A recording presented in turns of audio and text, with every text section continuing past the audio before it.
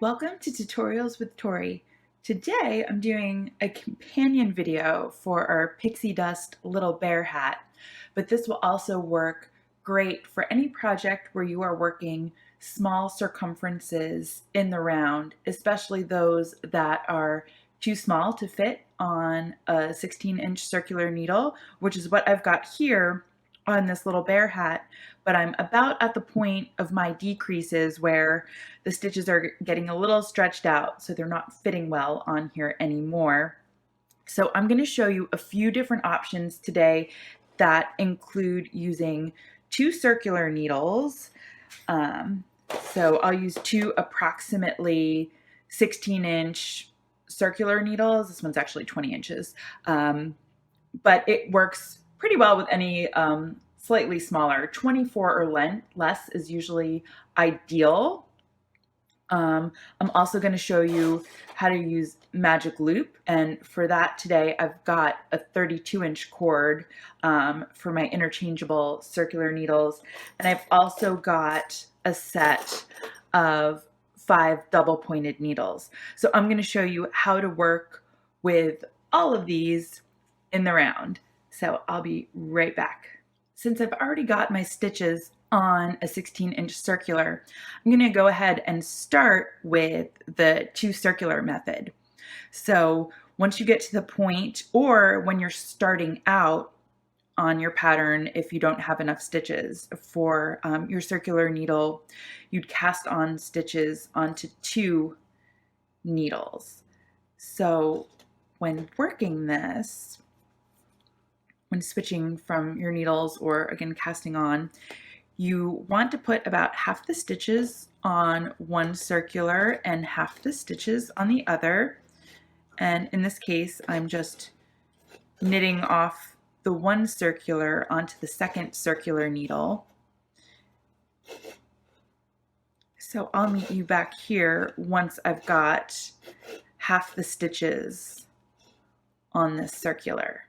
All right, so you can see I've got half my stitches on one circular and half the stitches on the other. And for this, I'm halfway through my round, and I've offset it by one stitch so my marker doesn't get lost. But when using this method, you don't necessarily have to use a beginning or end of round marker. You can just remember that this is going to be your first circular and this is going to be your second circular, so you'll know which part of the round you're working. But when working on two circular needles, you're going to let one of them at any given time, one is just going to be basically hanging out, holding on to those stitches, and then you'll be working all the stitches on the second circular. So it's really a great method. This is my favorite for working smaller circumferences. It's a lot less wrestling than magic loop or double pointed needles. It's my favorite for socks and sleeves by far. We're back at the beginning of the round. And then you would just switch needles. So next I'm going to show you how to work magic loop. All right, so to show you magic loop, I've got all my stitches now on my 32-inch circular needle. And to work magic loop, you're basically going to split the stitches in half. And I always like to make sure when I'm splitting them, if I'm working something with decreases or increases, that I'm splitting right at the point. It doesn't matter as much with increases, but right here is where my next decrease on that round will be worked right here. So I want to split it right here.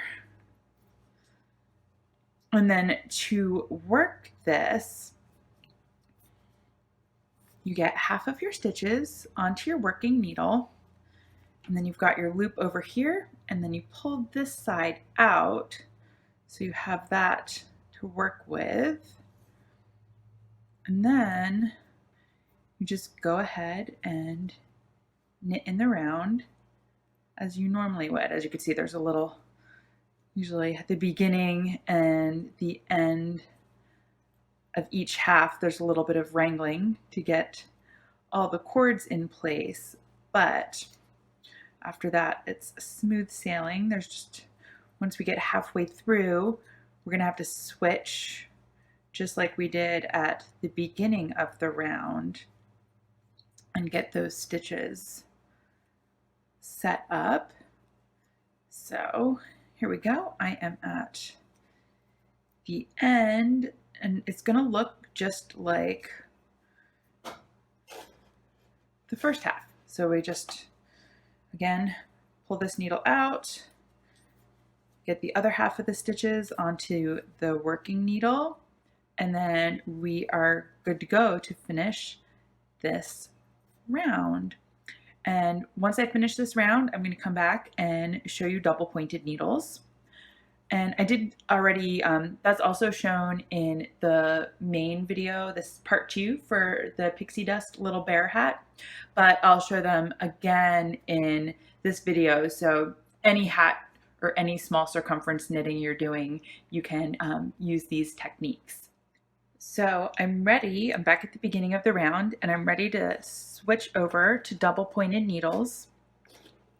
And this will work again for any hat. If you're working circulars when you need to switch to double pointed needles, or if you're working your entire project on double pointed needles, it'll just show you what that looks like. And this is also a decrease round for me in this pattern, so I'll be working the decreases as well as I go along. And try not to let this needle bang around too much. But when I'm switching over to double pointed needles, or again, as I said, starting on double pointed needles, what you'll want to do is make sure that your stitches are fairly evenly distributed. It's not always possible, especially when working a pattern with decreases as you go along, to have them perfectly lined up, but just getting them roughly the same makes it easier, because then you can position the stitches in the middle. You don't have to worry about them slipping off, and it's just easier in general.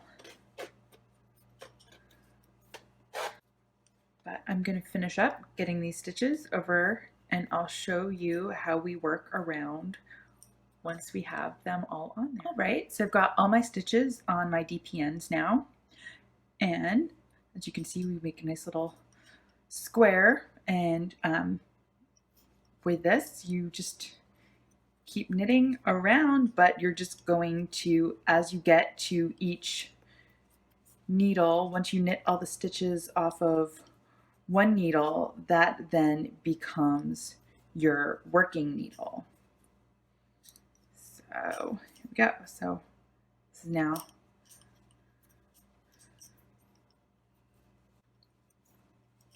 so I hope that helped, and that you got to learn new ways of working in the round, maybe discovered a new favorite, or just refreshed you on some options that you don't normally choose.